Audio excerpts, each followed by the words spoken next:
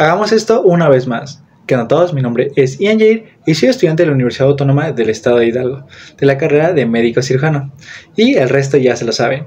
En días recientes me he encontrado con muchos pacientes que tienen sangrado de la nariz. A esto vamos a determinarle como epistaxis. Pero, ¿cuál es la razón de la epistaxis? ¿Cuáles son los tipos de epistaxis? ¿Cómo podemos controlarla? ¿Y cómo funciona este proceso? Si quieres aprender todo esto, queda de aquí, así que dale intro.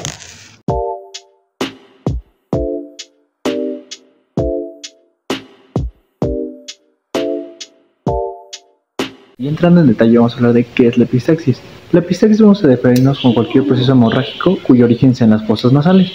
Como saben que me gusta mucho la etimología, hablaremos de qué significado etimológico de epistaxis. Bueno, el significado de epistaxis es fluir gota a gota. Sin embargo, no siempre puede fluir de manera o gota por gota, ya que podemos ver hemorragias amplias en procesos de epistaxis.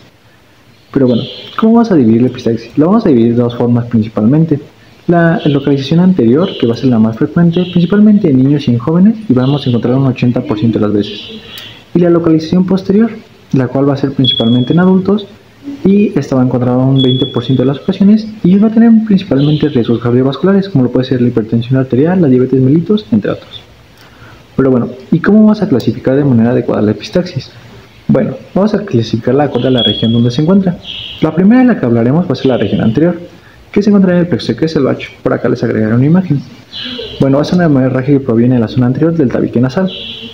Por otra parte tenemos la epistaxis posterior, la cual generalmente es una hemorragia que proviene de la pared externa, por detrás de los cornetes inferiores, y en este caso interactúa con la arteria palatina ascendente y la esfenopalatina. Por aquí les dejaré algunas imágenes. Ahora tenemos la epistaxis del resto de fosas nasales. Esta se va a encontrar en los cornetes, en los meatos, en el resto del tabique o en el techo de las arterias etmoidales, la oftálmica y la carótida interna. Bueno, pero hay otro tipo de epistaxis al que vamos a hablar, que esta va a ser hay hemorragias que aparecen en la fosa, que no tienen su origen principalmente en la fosa nasal, tienen su origen en la rinofaringe, pero ya que hay un sangrado en la nariz, también en un sentido amplio se va a considerar como una epistaxis. Bueno, ahora hablaremos de la etiopatogenia, que son las causas más frecuentes por las que puede ocurrir. En este caso vamos a dividirlo en tres apartados. El primero, el que vamos a hablar, son las causas locales, siendo el más común y el que se encuentra en casi todos los casos, el sangrado producido por rascar con el dedo. Después tenemos, dentro de las causas locales, la rinitis infecciosa. En este caso va a tratarse tanto de la vírica como de la bacteriana. También vamos a encontrar los cuerpos extraños nasales, las fracturas, los traumatismos o las cirugías nasales. También tenemos los tumores benignos o malignos de las fosas nasales. Ahora hablaremos de causas generales.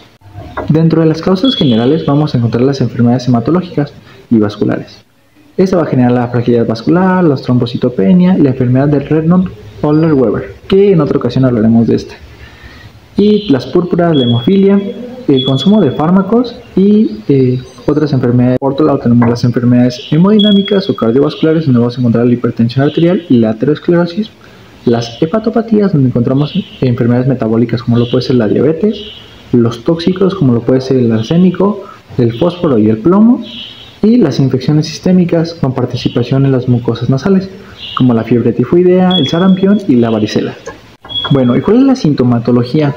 ¿O cuál va a ser el diagnóstico para darnos cuenta de una epistaxis? Bueno, el signo fundamental, como se podrán imaginar, es la hemorragia nasal, ya sea unilateral o bilateral. Con lo unilateral me refiero a un solo orificio nasal, y bilateral cuando sangran los dos. Y los síntomas corresponden a la enfermedad causal. En primer caso hablamos de la epistaxis anterior. En una rinoscopía anterior se localiza el punto sangrante del plexo de Kieselbach, que les haré una imagen por acá de nuevo. También puede ser en la zona septal o la zona turbinal anterior. En la epistaxis posterior, por ejemplo, la sangre fluye por la pared de la faringe, únicamente se puede ver el punto de sangrado mediante el uso de endoscopio nasal y la aspiración, siendo más común en la región situada detrás de los cornetes nasales inferiores. Luego tenemos las hemorragias amplias en sábana, que va a ser toda la mucosa. Esta suele tener relación fundamentalmente con trastornos de la coagulación, una ingesta de anticoagulantes o antiagregantes. Ahora hablemos de los tratamientos que podemos encontrar. Si la epistaxis se encuentra en el plexo de Kieselbach, esta se puede cauterizar con unos bastoncitos de nitrato de plata o con un electrocauterio. También podemos hacer un tamponamiento anterior, que este va a ser con gasas, con láminas hemostáticas o tapones expansores. Estos pueden ocurrir si el sangrado no se puede cauterizar o la hemorragia no cesa después de que ya se realizó una cauterización, o si el paciente consume fármacos antiagregantes o anticoagulantes. Bueno, y ahora hablaremos del tamponamiento anterior con neumotamponamiento. Para esto ocuparemos una sonda Foley o una sonda de doble balón anterior y posterior. Esta se va a mantener el tamponamiento entre unas 24 y 48 horas y se realiza una profilaxis antibiótica, lo que requiere que el paciente ingrese al hospital. Vamos a tener un control de la tensión arterial y vamos a mantener al paciente en sedación. Ahora hablaremos de una parte que me pareció sumamente importante o sumamente curiosa: los mitos acorde a la epistaxis.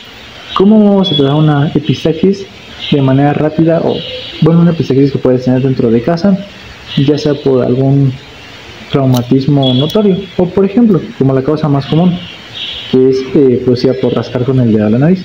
Entonces, ¿cómo lo vamos a tratar? Pues realmente es muy sencillo. Cuando empieza el sangrado, una zona anterior al tabique nasal, vamos a sujetar y vamos a inclinar, importante, la cabeza hacia adelante, porque aquí entra la parte de mitos. Muchas veces o muchas de las cosas que pregunté, olvidé mencionarlo. Cuando sujetamos vamos a mantenerlo por lo menos 30 minutos a pesar de que ya haya terminado el sangrado. Esto para asegurarnos de que no vuelva a sangrar. Pero bueno, regresemos a lo que estábamos. Muchas veces o muchas ocasiones he escuchado que dicen: sí, presiona la nariz y lleva la cabeza hacia atrás. Eso es un grave error y puede ser bastante peligroso, ya que podemos generar una broncoaspiración por el mismo sangrado. Incluso que la sangre vaya a la parte de tubo digestivo no es tan bueno. De entre los mitos que escuché son bastante interesantes. Pregunté en algunos grupos de Facebook de medicina alternativa y te decían que cuando tienes tu sangrado, levantes la mano, ya sea, algunos mencionaban que opuesto a la mano del mismo lado que está sangrando, lo cual no tiene ninguna interacción ni ningún beneficio dentro de la epistaxis. Otro que me pareció sumamente interesante o muy curioso, porque muchas personas me lo mencionaron, era poner una pezuña de buey en la nariz. Bueno, otro que me pareció muy interesante es el uso de ajo dentro de la nariz. Me explicaban que un diente de ajo lo cortaban y lo ponían dentro del digo. Entiendo que el ajo tiene algunas propiedades que pueden ser a la coagulación, pero realmente no es una buena opción. Entonces, sin más, si quieres aprender un poquito más, nos vemos hasta la próxima.